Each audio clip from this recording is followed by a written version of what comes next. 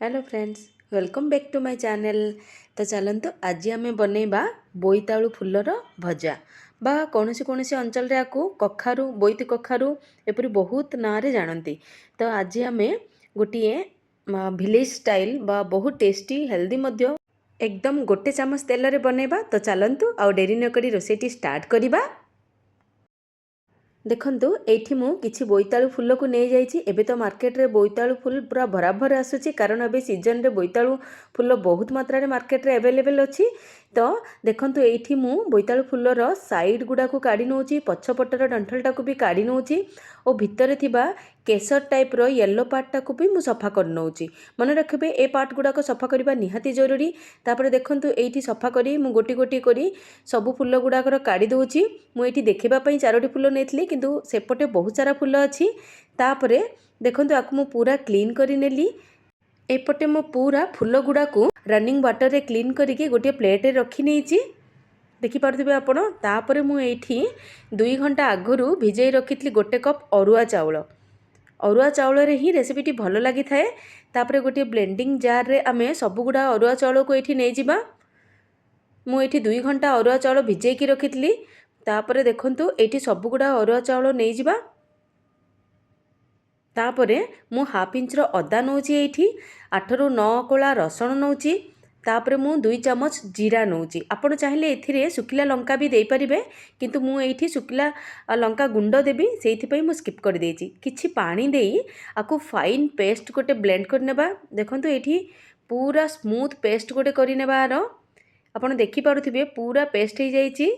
तो आकु गोटे बाउल रे ट्रांसफर कर देबा। गोटे बाउल रे ट्रांसफर करिकी कारण गोटे बड़ बाउल ही नेबे कारण आपण सब इंग्रेडिएंट मिसेला परे फुल गुडा को एथिरे मिसेबा को पड़िबो। तापर मु नेइची हळदी, कश्मीरी लंका गुंड, तापर राग पई टिके लंका गुंड, तापर गरम मसाला, तापर स्वाद अनुसार लुण ए सब नेला परे मसलाटी को भल भाबरे मिसेई देबे। आपण चाहिले टिके राशि मध्य नै परिबे। भल भाबरे देखंतु एठी मु मिसेई नेली। आपण राग और लुण आपणक टेस्ट अकॉर्डिंग नेबे। देखंतु एमिति नेबे जेमिति कि आंगुड़ी मानकरे पूरा पतला रे जेमिति लागुतबो। नहले कोन होबो कि आपणक भजार आपण केवल मसला और पिठोर टेस्ट आसीबो, फुलर टेस्ट आसीबोनी। तापरे एपटे कोन करिछि मु गोटे टावा गरम करिछि।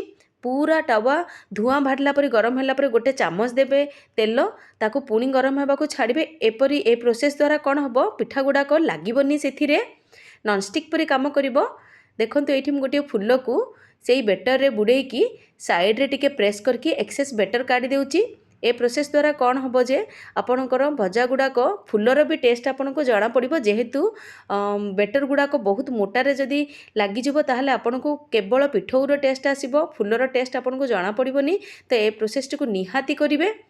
देखंतु तापर मु गोटी गोटी फुल एठी मु टावा ऊपर दे दोउची ओ एठी फ्लेम मीडियम अच्छी। आपड़ स्लो करेंगे मीडियम करेंगे कारण फुलर भी बहुत सारा मॉइस्चर थाए।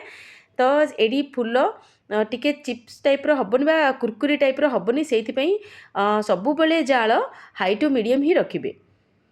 देखंतु एठी मु 2 मिनट परे फुल गुडा को उल्टै दोउची। मु एठी लुहा टावा यूज करिछि किंतु तथापि देखंतु तळपटे किछि भी लागुनी कारण सेई जो फास्ट प्रोसेस द्वारा फास्ट रे हाई फ्लेम रे रखी धुआं बाहरला परे टिके तेल देथली गोटे चामच। एठी एक्सेस तेल देबा किछि दरकार नाही, गोटे चामच रे ही सब भजा हो जिवो। देखंतु एठी एपट सेपट करी आपण 2 मिनट आपण एपट सेपट करके पूरा फुल गुडा को सेकी नेबे। 2 मिनट हो गलानी। एबे पुनी थरे उल्टै देबा। एपरी आपण उल्ट पाल्ट करिकी जाग्रतर सह टिके करदेबे। जदि आपण गोटे साइड ही 3 रु 4 मिनट बा 5 मिनट छाड़ देबे ताहले जळि जिबार चांसेस रहिबो। सेथिमे प्रति 2 मिनट रे आकु एपट सेपट करनेबे।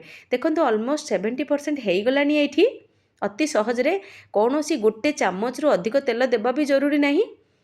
देखंतु एगुडा को हेई गलानी। तळपटे भी टिके टिके ब्राउनिश कलर पळे आसलानी। फ्लेम आपन देखि पारुथिबे हाई टू मीडियम ही अच्छी। स्लो फ्लेम देले एगुड़ाक क्रिस्पी होबनी, सब सगी टाइप रो होबो। तो सेगुड़ाक खाइबा को टेस्ट की मजा भी लागिबनी। देखंतु ये हेई गला। आकु आमे कोन करिबा चलंतु गोटी गोटी गोटे प्लेट को काढी नेबा। आपरे आपण सेम प्रोसेस रे अन्य फुल गुडा को भी करि नेबे। ଏଇଠି ମୁଁ ଗୋଟେ ଭାରି କାଢ଼ିଲା ପରେ ମୁଁ ଦେଖେଇ ଦେଉଛି। ଦେଖନ୍ତୁ ଫୁଲ ଭଜା ଗୁଡ଼ାକ ବହୁତ ଟେଷ୍ଟି ଓ କ୍ରିସ୍ପି ମଧ୍ୟ ହେଇଥିଲା, ବହୁତ ଟେଷ୍ଟି ହେଇଥିଲା।